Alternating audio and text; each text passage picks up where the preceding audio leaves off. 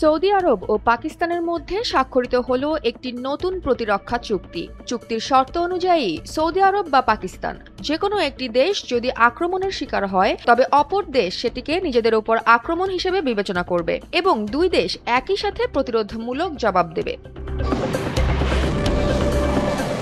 আন্তর্জাতিক অঙ্গনে আলোচনার জন্ম দেওয়া এ চুক্তিকে বলা হচ্ছে স্ট্র্যাটেজিক মিউচুয়াল ডিফেন্স এগ্রিমেন্ট। এর মাধ্যমে শুধু প্রতিরক্ষা সহযোগিতাই নয়, বরং আঞ্চলিক নিরাপত্তা ও কৌশলগত সমঝোতা আরও জোরদার হবে বলে মনে করছেন বিশেষজ্ঞরা।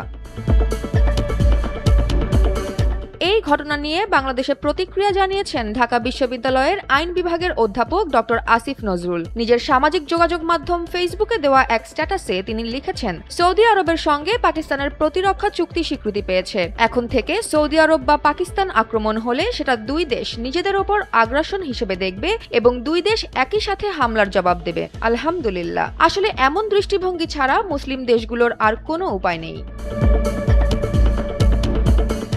আসিফ নজরুলের এই বক্তব্যকে ঘিরে সামাজিক যোগাযোগ মাধ্যমে চলছে ব্যাপক আলোচনা। কেউ এটিকে মুসলিম বিশ্বের ঐক্যের নতুন দিগন্ত হিসেবে দেখছেন, আবার কেউ কেউ প্রশ্ন তুলছেন এর ভূরাজনৈতিক প্রভাব নিয়ে।